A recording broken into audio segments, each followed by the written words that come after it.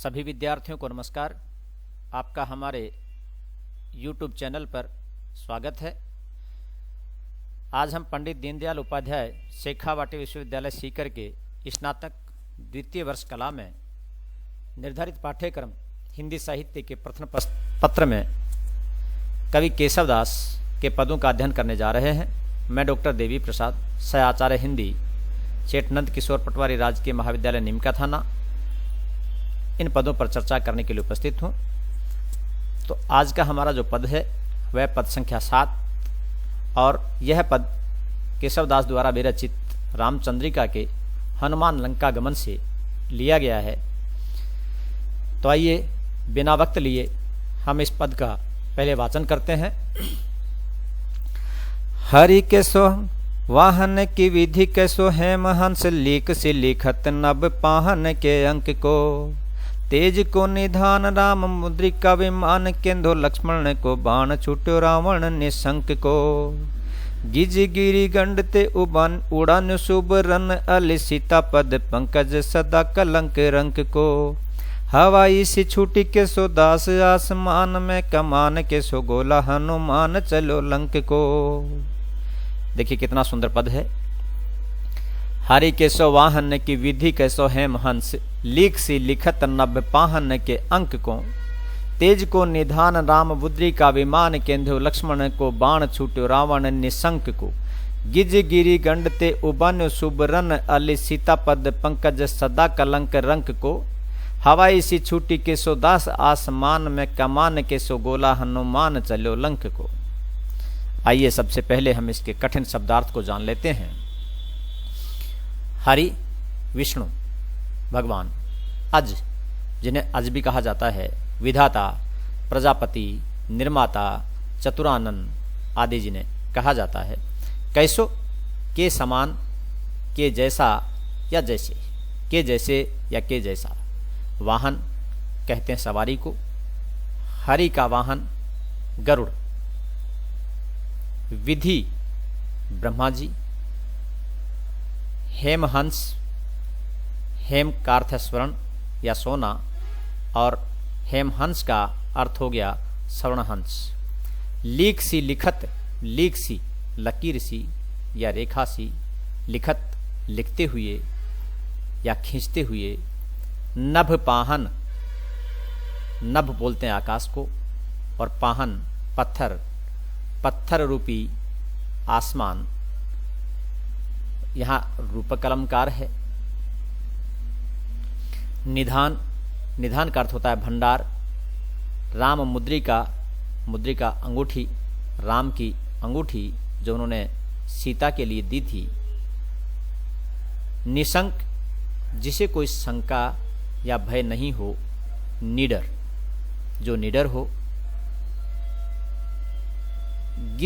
गिरी गजगंड, गिरी का अर्थ है पर्वत, गजगंड का अर्थ है, गज कहते हैं हाथी को, हाथी का कुंभस्थल। पर्वत रूपी हाथी के कुंभस्थल से गिजगिरीन का अर्थ हुआ। सुवर्ण, सुवर्ण, सवर्ण, अच्छे वर्ण या रंग वाला। अली का अर्थ है भ्रमर या भौरा। सीता पद पंकज, पंकज का अर्थ है कमल और कमल रूपी पैर। पद का अर्थ है पैर, यहाँ भी रूपक अलंकार है। कलंक का अर्थ है दाग या धब्बा। रंक का अर्थ है गरीब या हीन। कलंक लगना मुहावरा भी है, जिसका अर्थ है दोष लगना या अपयश होना, और इसी में कलंक का टीका लगाना दोष, धब्बा या लांछन लगाना, इसका अर्थ होता है। हवाई सी, आतिशबाजी सी, और कमान तो ये हमने कठिन शब्दार्थ जान लिए हैं। अब इस पद को पढ़ना हमारे लिए और भी आसान होगा, क्योंकि हमें इस पद की व्याख्या लिखनी है। इसलिए आइए अब हम इस पद की व्याख्या समझ लेते हैं। कवि केशवदास कहते हैं कि हनुमान जो हैं, जब पर्वत से चलते हैं, सुंदर पर्वत से जब लंका की ओर छलांग लगा रहे हैं तो वे किस प्रकार के लगते हैं, वे कैसे दिखते हैं। यहाँ पर अनेक उपमाओं से उनकी तुलना की गई है कि जब हनुमान लंका की ओर प्रस्थान करते हैं, वहाँ का चित्रण कवि केशवदास ने रामचंद्रिका में हनुमान लंका गमन के अंतर्गत किया है। कवि केशवदास कहते हैं, हरि कैसो वाहन की विधि कैसो हेम हंस। यानी जो हनुमान हैं वे जब लंका की ओर छलांग भरी तो ऐसा प्रतीत होते हैं मानो वे विष्णु के वाहन हो। और आप जानते हैं कि विष्णु का जो वाहन है वह गरुड़ को माना जाता है। तो केशवदास जी कहते हैं वे ऐसे लगते हैं जैसे वे हरि के वाहन गरुड़ हों कि विधि कैसो हेमहंस, या ब्रह्मा जी के वाहन जो हेमहंस को माना जाता है, जो श्रवणहंस को ब्रह्मा जी का वाहन माना जाता है, वे उनके समान दिखते हैं। लीक सी लिखत नभ पाहन के अंक को वे ऐसे लगते हैं जैसे आकाश रूपी पत्थर पर श्रवण रेखा से खींचते हुए तीव्रता से आगे बढ़े जा रहे हैं। लीक सी लिखत नभ पाहन के अंक को वे ऐसे प्रतीत होते हैं मानो कि आकाश रूपी पत्थर या कसौटी पर श्रवण रेखा सी खींच रहे हों, खींचते हुए आगे बढ़ रहे हों। क्योंकि श्रवण रेखा किस संदर्भ में है, क्योंकि वे कैसे लगते हैं, ब्रह्मा जी के हेमहंस के समान लगते हैं, श्रवणहंस के समान लगते हैं। तो जिस प्रकार से श्रवणहंस अगर उड़े, और उसकी कल्पना यहाँ पर कवि ने की है कि जो श्रवणहंस के समान जब लग रहे हैं और वे जब उड़ रहे हैं तो ऐसे लगते हैं जैसे आकाश रूपी पत्थर की पर उन्होंने श्रवण रेखा से खींच दी हो, सोने की रेखा से खींच दी हो। और आगे लिखते हैं, तेज को निधान राम मुद्री का विमान केंदो। जो तेज के भंडार हैं, कौन है, हनुमान। हनुमान जो तेज के भंडार हैं, उन्होंने राम मुद्रिका विमान केंदो, उन्होंने राम की जो मुद्रिका है, यानी प्रभु श्री राम ने जो अंगूठी माता सीता के लिए उन्हें दी थी, उसी को मानो कि उन्होंने विमान बना लिया है, या वही अंगूठी उनके लिए विमान बन गई हो। निधान, निधान का अर्थ है भंडार, राम मुद्रिका, राम की अंगूठी, विमान, मानो कि उन्होंने उसी अंगूठी को विमान कर लिया हो, या वही जो अंगूठी है उनके लिए विमान बन गई हो। और फिर आगे लिखते हैं, मानो कि उन्होंने उसी अंगूठी को विमान बना लिया हो, या वही अंगूठी विमान बन गई हो।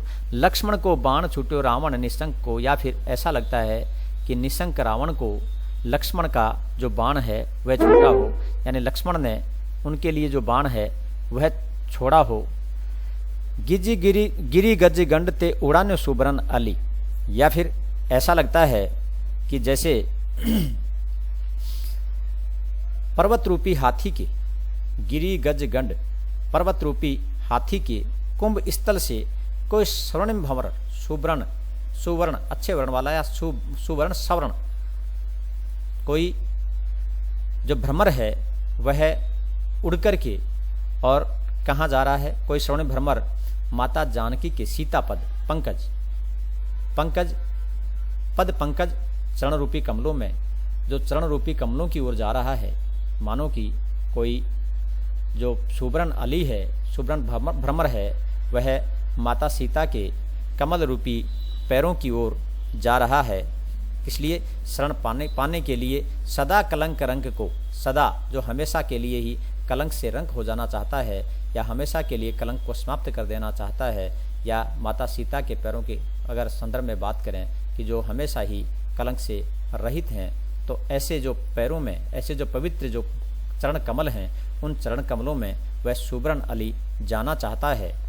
और इसी संदर्भ में वे आगे लिखते हैं कि वे इस प्रकार से लगते हैं, हवाई सी छूटी केशवदास आसमान में। कवि केशवदास कहते हैं कि ऐसा लगता है जैसे आकाश में कोई किसी ने आतिशबाजी की हो या आकाश में आतिशबाजी हो रही हो, यानी जो हनुमान लंका की ओर गमन कर रहे हैं वे किस प्रकार के लगते हैं, उनका तेज किस प्रकार का है, क्योंकि तेज के निधान हैं वे किस प्रकार के लगते हैं। जैसे हवा ऐसी छूटी केशवदास आसमान में, केशवदास जी कहते हैं जैसे आकाश में कोई आतिशबाजी की हो किसी ने, और कमान के सो गोला, या फिर कमान से तोप से कोई गोला निकले, हनुमान चले लंक को तोप के गोले के समान। जब तोप में से गोला निकलता है तो वह बहुत ही तीव्रता से अपने लक्ष्य की ओर बढ़ता है। तो यहाँ पर भी इनकी तुलना कमान के गोले से, तोप के गोले से की गई है। हनुमान चलो लंक को तो कवि केशवदास कहते हैं जैसे आकाश में कोई आतिशबाजी की हो किसी ने, या फिर किसी ने तोप का गोला छोड़ा हो और तोप के गोले के समान ही जो हनुमान हैं वे लंका की ओर प्रस्थान करते हैं। तो प्रस्तुत पद में कवि केशवदास ने हनुमान जी के लंका गमन का बहुत ही रोचक चित्रण यहाँ पर किया है और अनेक उपमाओं के साथ उन्होंने उनका चित्रण किया है। अब हम विशेष के रूप में अगर हम देखते हैं तो हनुमान के लंका गमन का बहुत ही सुंदर चित्रण इस पद में किया गया है, और इस पद में अनुप्रास, रूपक, उत्प्रेक्षा और संदेह अलंकार हैं। तो इस प्रकार से मैं समझता हूँ कि आपने इस पद को बहुत अच्छे से समझा होगा, और उम्मीद करता हूँ कि आप परीक्षा में इसको बहुत अच्छे से हल कर पाएंगे और आप बहुत अच्छे अंक प्राप्त करेंगे। परीक्षा की दृष्टि से यह पद बहुत ही महत्वपूर्ण है। आप इसकी व्याख्या बहुत अच्छे से याद कर लें, और मैं उम्मीद करता हूँ आपने इसको बहुत अच्छे से समझ लिया होगा। आपने मुझे सुना, इसके लिए आपका बहुत बहुत धन्यवाद। Thank you.